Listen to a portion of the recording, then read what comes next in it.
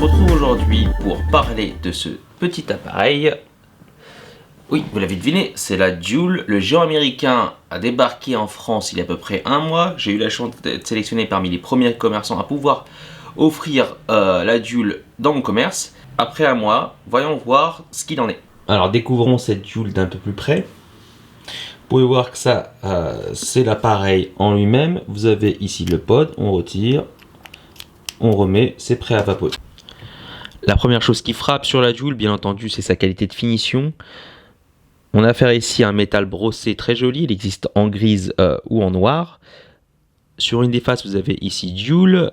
De l'autre côté, vous avez ici la LED. Un petit tips que je vous donne, quand le pod est enclenché dans l'appareil, vous pouvez vérifier le niveau de batterie sans vapoter. Vous appuyez ici 2 fois sur le côté, voilà, vous avez la LED qui s'allume. Lorsqu'elle est verte, la batterie est pleine. Ensuite, le deuxième niveau, ça doit être blanc. Et le dernier niveau, c'est orange-rouge, où il faut sérieusement penser à charger l'appareil. Pour charger l'appareil, on utilise ce petit socle. C'est le socle de recharge.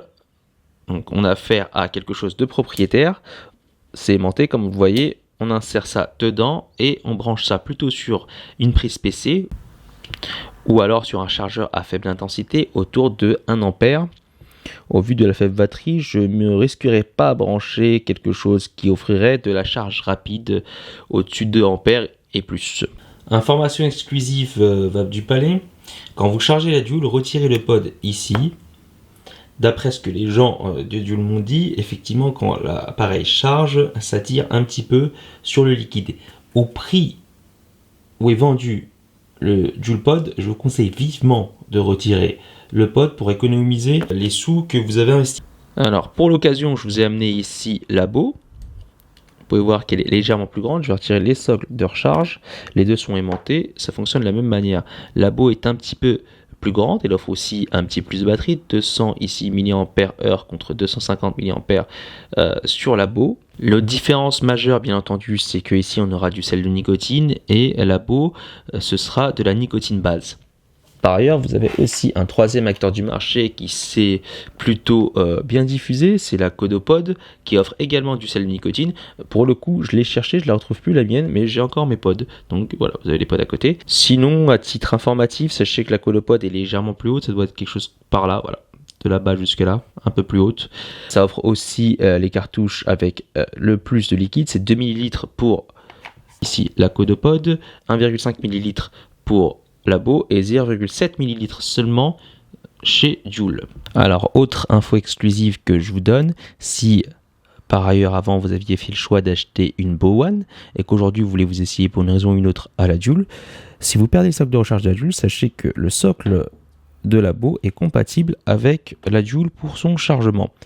Ça rentre parfaitement, c'est aimanté, même si ça bouge un peu, ça tient sans problème. Et vous pouvez voir que ici elle pense que ça prend une charge, mais en fait non, pas du tout. Donc quand vous branchez ce socle là sur une prise USB, ça charge sans problème. L'inverse n'est pas vrai. La Bo étant un peu plus large, ça ne rentrera pas dans le socle de la Bo. Alors qu'est-ce que l'expérience vape donne de la Joule?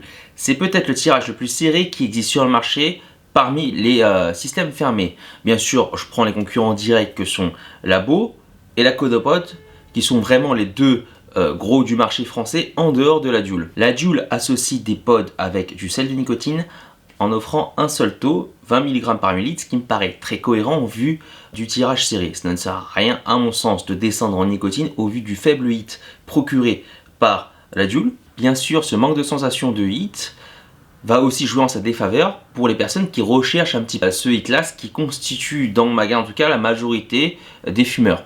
Le hit est très important pour les personnes qui peuvent le supporter parce que ça agit comme un renforcement secondaire de la vape, c'est-à-dire que la personne va vapoter et derrière, le hit va lui confirmer qu'effectivement quelque chose se passe. Par ailleurs, l'inconvénient de la Joule en France, c'est qu'elle est limitée à 20 mg par millilitre, contrairement aux États-Unis où vous pouvez trouver des pods qui montent jusqu'à 59 mg par millilitre. Au vu du tirage serré, mais aussi par rapport à une remarque du docteur Konstantinos Farsalinos qui estime que les vapoteuses de nouvelle génération offrent une délivrance de nicotine supérieure à la Joule.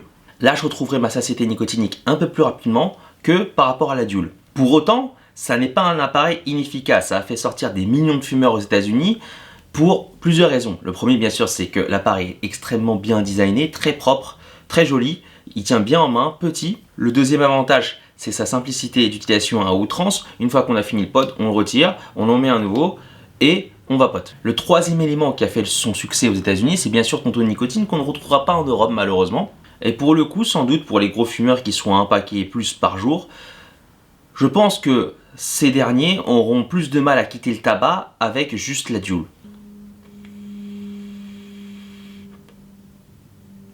Comme vous l'avez vu, la Juul produit très peu de vapeur, ce qui peut être un avantage quand on veut vapoter discrètement dans les lieux publics ou à l'extérieur. Passons maintenant aux inconvénients. Le premier, bien entendu, c'est le tirage très serré allié à seulement 20 mg par millilitre de sel de nicotine, ce qui est la limite européenne, malheureusement.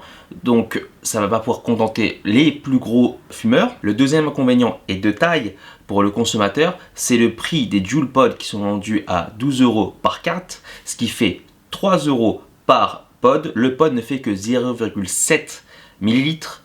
Quand on rapporte ça à une bouteille de 10 millilitres en termes de liquide, c'est 42,50 € les 10 ml. En comparaison, ce sera un peu plus de 21 € chez Labo et ce sera 16,50 € pour le Codopod quand on rapporte ça à 10 ml. Troisième inconvénient, c'est la faible saveur des liquides proposés par Juul, plutôt en deçà de ce que le marché français propose déjà, surtout par exemple par rapport à Labo qui a revu vraiment ses saveurs, où là on a une différence de taille entre déjà ce que se faisait avant chez Labo et après. Alors si on compare entre les saveurs actuelles de Labo ici et de la Juul, ça n'a plus rien à voir. Quatrième inconvénient qui peut être aussi un désavantage, c'est l'utilisation du sel de nicotine qui facilite ce passage en gorge, qui ne pourra pas contenter forcément tout le monde, notamment ceux qui recherchent le hit, ce qui constitue, en tout cas chez moi, la majorité des clients. Pour ce qui est du prix de l'appareil de la Juul en tant que tel, juste l'appareil, ce sera 28 € seul sans pod ou 40 € avec 4 pods.